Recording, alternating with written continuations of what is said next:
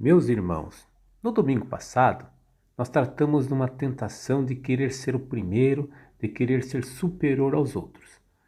E hoje o Evangelho vai tratar de uma tentação também terrível, de querer ser exclusivo, a tentação de querer que o nosso grupo religioso seja melhor do que os outros. A tentação de querer ser dono de Jesus Cristo. O versículo 38 do capítulo 9 diz: João disse a Jesus: Mestre, vimos um homem expulsar demônios em teu nome, mas nós o proibimos, porque ele não nos segue. Veja que entra em cena essa personagem João. Não sei se você reparou que a concepção assim que nós temos de João não corresponde muito à concepção do Evangelho. Nós achamos João aquele jovem dócil, que ficava junto de Nossa Senhora, bonzinho, mas me parece que o Evangelho apresenta, pelo menos Jesus colocou um apelido nele, de Boanerges, filho do trovão, que denota que ele não era isso. Ele era fanático, intempestivo e integralista. João está repetindo aqui a mesma tentação que passou Josué, lá no livro dos Números, capítulo 11. Lembra aquele episódio que houve uma assembleia, 70 anciões estavam naquela assembleia com Moisés e eles receberam o Espírito Santo. E depois 2 que não foram na assembleia receberam também. E lembra que Josué disse para Moisés: proíbe deles profetizarem, porque eles não foram na assembleia, não é do nosso grupinho. Então Moisés diz: ai, quem dera que todos profetizassem. Aqui também se trata desta mesma tentação de ciúmes. Era comum naquele tempo, nos exorcismos, eles invocarem uma autoridade. Os judeus invocavam quase sempre Salomão. Agora estão invocando Jesus. E ele está enciumado por causa disso. O fanatismo religioso é muito perigoso, porque ele apresenta como zelo por Deus, zelo pelas coisas certas, pela verdade, uma afirmação de superioridade, um desejo de dominar. E o fanatismo religioso está presente se nós não tomarmos cuidados, até mesmo na nossa alma. Jesus repreende João da seguinte maneira: não o proibais, pois ninguém faz milagres em meu nome para depois falar mal de mim. O que está traduzido por milagres, no grego é dynamin, que significa a energia, a força que comunica a vida. E Jesus nos dá o seguinte lema: quem não é contra nós é a nosso favor. Aqui ele dá uma definição de religião interessante, que a religião verdadeira é a prática do bem, diferente daquela religião dos que querem dominar. A religião é daqueles que querem servir. Esta é a religião verdadeira, não da dominação, mas do serviço. E como é praxe de Jesus, que quer ensinar não por raciocínios filosóficos, mas por exemplos concretos e práticos, ele fala aqui do copo d'água. Em verdade vos digo, quem der um copo d'água, porque sois de Cristo, não ficará sem recompensa. Pois é. Então veja só. É claro que numa região deserta, copo d'água tem um simbolismo muito mais amplo do que nós, que é só abrir a torneira e encontra água. Mas é um gesto simples. Então veja só. A questão não é manter. Temos que associar essa afirmação de Jesus no contexto e insistir na ideia de que através de obras concretas nós vamos manifestar a religião verdadeira. Então veja bem, a dominação não está no serviço. Se você está servindo, você está praticando bem. Então veja, o grande obstáculo para o ecumenismo, que é uma coisa moderna falar em ecumenismo, é questão disso, é luta pelo poder. Nós só aceitamos vamos dizer assim, o ecumenismo se nós pudermos ser superior aos outros, não é assim? Todo mundo pensa assim. Mas eu acho que o ecumenismo no campo doutrinal é muito complicado e difícil. Mas no campo da prática do bem, ele é viável e possível. É o que Jesus nos quer ensinar aqui hoje. Jesus continua no seu ensinamento. Se alguém escandalizar um desses pequeninos que crê em mim, seria melhor que colocasse uma pedra de moinho no seu pescoço e o lançasse no mar. No grego aqui, aparece pequeninos, aparece a palavra micron, não é criança. Vamos dizer assim que seriam aqueles que estão ainda no início do processo de conversão, aqueles que são excluídos, marginal. E o que está traduzido por escandalizar no grego tem o significado de... essa palavra é grega, né? Escandalizem. Ela tem o significado de colocar obstáculos.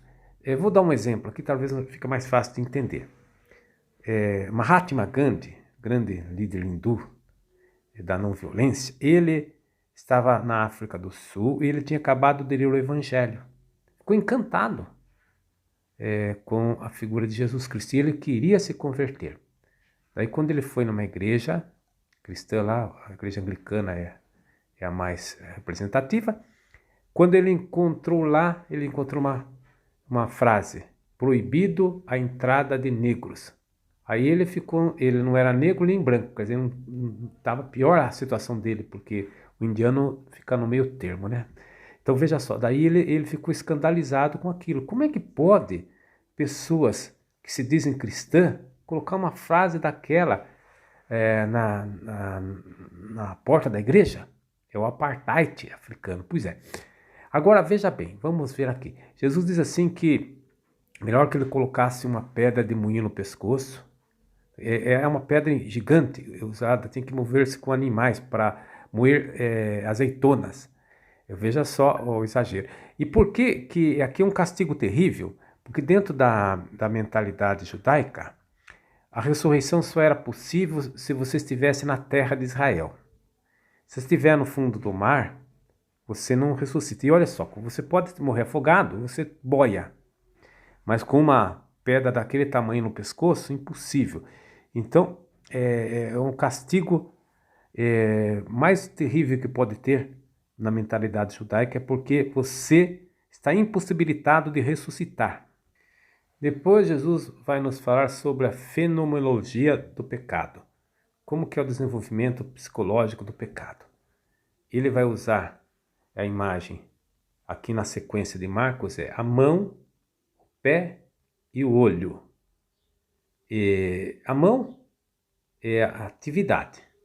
O pé é a atitude, o caminho que você segue. E o olho é o discernimento, a escolha. Pois bem, ele diz assim, sempre tem essas três coisas estão em paralelo. Se tua mão te leva a pecar, arranca. É melhor entrar para a vida com uma da sua mão do que com as duas ser jogado na geena. Se teu pé te leva a pecar, corta. É melhor entrar para a vida com um só pé do que com os dois ser jogado na geena. Se teu olho te leva a pecar, arranca. É melhor entrar no reino com um só olho do que com os dois ser jogado no inferno. Toda é sempre a mesma sequência desse paralelismo. Você tem que decepar alguma coisa que está te levando ao pecado. A ordem que aparece em São Marcos me parece um pouco estranha. Ele começa primeiro com a mão, depois fala do pé e por fim é que fala do olho. Santo Agostinho se baseia em outros evangelistas e em outros, e principalmente no Salmo 1, que abre o livro dos Salmos, para falar da psicologia do pecado. Todo pecado começa com a cobiça, com o desejo, é o olho. Depois que você toma uma atitude, você adere ao pecado, a mão. E por fim, os pés, você se desvia do caminho. Então esta é a sequência que me parece mais lógica para a questão da psicologia do pecado. Se você pegar o Salmo 1 da Sagrada Escritura, Você vai ver isso aí. Feliz o homem que não segue os conselhos dos ímpios, não para no caminho dos pecadores, nem se assenta à roda dos zombadores. É a mesma ideia que está no Salmo 1, desta, vamos dizer assim, a sequência de atitudes erradas que leva o homem a fazer a escolha errada e depois ele ficar se assentado na roda dos zombadores. O pecado se toma conta da vida da gente, que é difícil a pessoa mudar de conduta. Então, se você começar a disciplinar seus olhos, escolher os programas de TV que você assiste, os sites que você entra na internet, as suas amizades, tudo mais não vem, já é bloqueado logo no início. Agora aparece aí também um elemento que é tirado de Isaías 66, 24, que é a geena. Curiosamente, a palavra inferno que é usada na tradução não aparece no Evangelho. O que aparece é a palavra geena. A geena era o lixão que ficava do lado sul da cidade de Jerusalém. Repare a primeira coisa, já fica fora dos muros. Então uma ideia para dizer da pessoa que se isola de Deus, né? Pessoa que está separada de Deus. E lá o que acontecia nesse lixão é a putrefação. As pessoas jogavam tudo que não prestava e existia lá o quê? Muita coisa era queimada, o fogo ficava sempre ardendo. Então um lugar de cheiro horrível, fogo.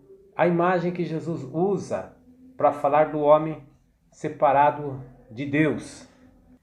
Embora exista no Novo Testamento a ideia de castigo perpétuo, parece-me que a preocupação de Jesus não é tanto disseminar essa ideia, mas é nos falar sobre a glória, que esta sim é perpétua, falar sobre a beatitude que se opõe a essa situação. Quer dizer, veja bem, o homem que está separado de Deus vive numa situação de geena, e Jesus Cristo quer resgatar o homem dessa situação. Quantas lições bonitas hoje o Evangelho nos transmite. A ideia do ecumenismo ligada com uma religião verdadeira, aquela que pratica o bem. Devemos tomar muito cuidado com o fanatismo religioso. Podemos vencer o pecado se começarmos no primeiro degrau do pecado, que é os olhos, onde estão a cobiça, a curiosidade. Amém.